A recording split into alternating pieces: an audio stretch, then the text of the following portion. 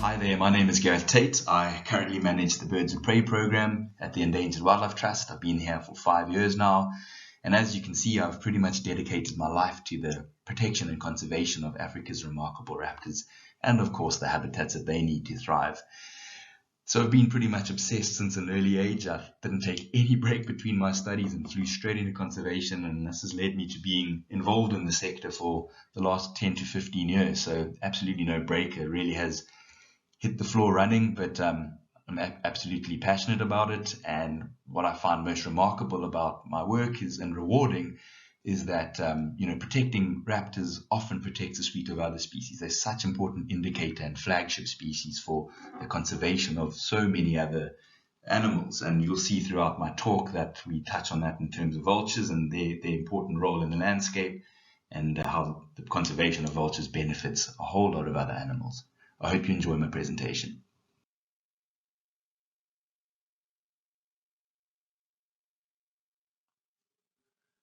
I truly do apologize for starting off my presentation on a negative note, but there's no denying that Africa is facing a vulture crisis.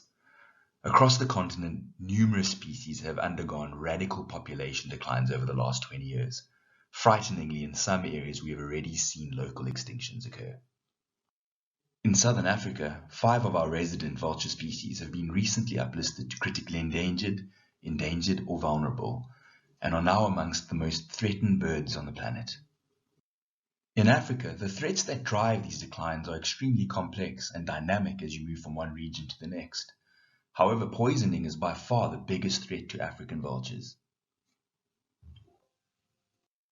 Vultures are poisoned for a variety of reasons, and some of these are more ominous than others. One of the more devastating forms of poisoning is certainly sentinel poisoning, where poachers effectively leave poisons out in the landscape to target vultures to systematically remove them from the landscape. And this is because vultures often act as sentinels to these poaching events, leading rangers and anti-poaching units to poaching sites where they can follow up on these poaching incidents and the poachers themselves rapidly. Another form of poisoning is where vultures are targeted directly for their body parts, and they are often harvested for their feet and legs, which are used in traditional medicine. Vultures also fall as the indirect victims or the unintended victims to poisons left out for problem predators or crop-destroying species, and also where poisons are left out for animals where they are also targeted for their body parts. So poisons left out for lions, for instance, are consumed by vultures, and they fall as the unintended victims. But there is light at the end of the tunnel. In order to address these rapid population declines and these rather complex and dynamic threats across the range states, the Vulture Multi-Species Action Plan was developed, and this was adopted by the Convention for Migratory Species in 2017 for its implementation across 128 range states. And this basically promoted a concerted, collaborative, and coordinated international set of actions to save vulture species from further decline and extinction. One of the key actions within this multi-species action plan was the implementation of vulture safe zones. And these were effectively first tested in Asia to address the Asian vulture decline. And a vulture safe zone is an appropriately sized geographic area in which targeted conservation measures are undertaken to address the key threats relevant to the vulture species present. And they're developed in Southern Africa as an approach to complement national and international efforts to reduce the impact of existing and emerging threats. And this, of course, is to stabilize and promote the recovery of existing vulture populations. Vulture safe zones provide targeted and spatially explicit conservation action to address the major threats to vultures. In 2019, the Endangered Wildlife Trust spearheaded the implementation and application of vulture safe zones in Southern Africa. And with this, of course, we had to adapt much of the strategy and the criteria developed for Asia to suit a Southern African context.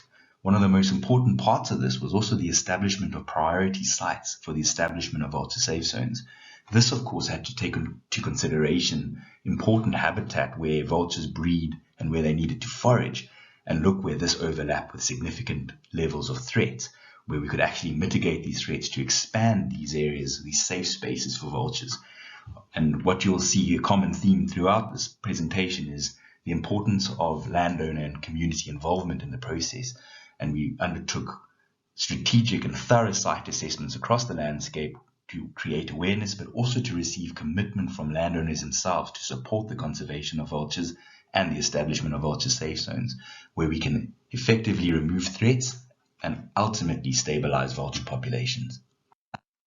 And so the Endangered Wildlife Trust has managed to establish several flagship vulture safe zones that incorporate really important vulture-rich landscapes, but also areas where we want to encourage vultures back to areas where they've become locally extinct.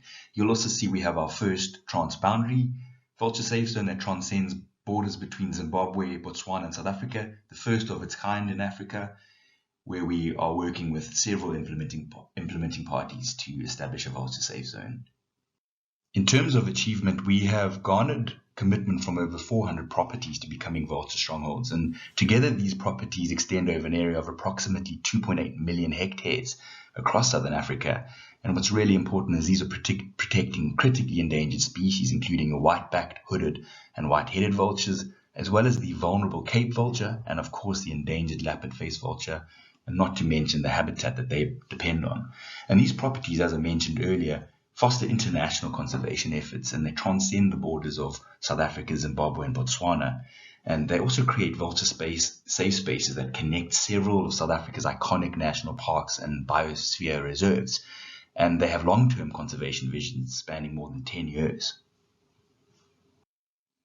One of the most important functions of the vulture safe zone strategy and approach is that we are able to understand threats within the landscape. As I mentioned, we undertake really thorough landowner site assessments and surveys with the landowners and communities themselves. And this enables us to identify and establish a really intimate idea of what the threats are across the landscape. In much higher resolution, we're able to identify properties where poisoning is a big issue. We're also able to identify exactly what types of poisons are being used within the landscape. We also identify areas where there's high collisions and electrocutions with energy infrastructure, not only power lines, but also with wind turbines. Another really interesting aspect that we found is that vultures and other raptors often drown in unsafe farm reservoirs, water reservoirs, and we're seeing that drowning is a big threat. So the more we understand about the threat landscape, the better we can mitigate and address these threats in collaboration or partnership with these landowners. A really important product of our vulture safe zone work has been the way it facilitates partnerships or galvanizes partnerships with implementing parties across the country as well as in neighboring countries. In terms of the challenges that we have faced over the last few years, we certainly firstly need to acknowledge the size of the landscapes that we need to conserve for vultures, and some of these are over 23,000 square kilometers, which requires an immense amount of work, funding, and logistics to improve the landscape and remove threats across these landscapes. Wildlife poisoning also continues to surge and spike within our project sites, and it's an extremely complex threat to address because it's often associated with things like poaching and illegal wildlife activities. And within these protected areas, it's a really difficult thing to address because it is so underground. Of course, one of the last things and challenges that we face is we do need landowner willingness for the success of the project, and this isn't always easy to achieve. We have a really exciting future vision for our vulture safe zone projects across Southern Africa. And as I mentioned, we have these long-term conservation visions that span 10 to 20 years that have broader impact. Some of the more impactful projects that we've had at the Endangered Wildlife Trust have spanned up to 25 years. And as I mentioned, we also have these huge areas of conservation impact. And our goal is to achieve 10 million hectares of vulture safe zones within the next 20 years. And of course, but behind this is the need to form partnerships and collaboration with other implementing parties to achieve the conservation success across these huge landscapes. And as I mentioned, vultures ignore borders and they don't stick to one place regularly. So we need to have these transboundary visions to incorporate the natural ranging behavior of these species. As you can see, sustainable long-term funding is critical to keep our field officers active within each vulture safe zone for the long term. We've budgeted approximately $40,000 per year per vulture safe zone, and this is really nice because within these landscapes, we're not really spending money on equipment or anything fancy. It is applied conservation work where we actually see measurable threat mitigation happening within the landscape. And as I say, we need the sustainable funding to persist and keep these projects going over the long term, up to 20 years, to reach Vulture Safe Zone status. We have a variety of clever measurables and mechanisms to monitor and evaluate the progress and impact of our Vulture Safe Zone work. Of course, the most fundamental is hectares gained and hectares committed to becoming vulture safe. And then the ultimate is the amount of threats and the size of the landscape in terms of hectares where threats are removed from the landscape. And we assess this on a continuous basis, and we do this through landowner audits or assessments, where we make sure that the threats are mitigated and the conservation of the landscape is sustained for the long term. Vulture numbers and breeding performance is, of course, also an important proxy for our success, with numbers stabilizing or increasing where we've successfully removed threats out of the landscape. So they are a really useful indicator of our impact and success. In closing, I would just like to focus on vultures as a species, and they truly are remarkable, not only in their role in the ecosystem, but they are really important flagships for the conservation of a suite of other habitats and diversity of wildlife. Often the threats you mitigate for vultures will have benefits for many other animals. So things like poisoning, if you mitigate poisoning, you obviously benefit all the scavenging animals within that landscape. And I think the most pertinent thing for me is that vultures provide a free ecosystem service. Just by cleaning up carcasses and carrion and removing organic waste, they not only prevent or reduce the spread of disease, but they also provide a free ecosystem service that would otherwise cost us a significant amount of money. If you think about the economic costs for the collection and transport of carcasses to processing plants by vehicles, etc., vultures do this for free, and they also save a significant amount, or they reduce a significant amount of greenhouse gas emissions just by performing this naturally.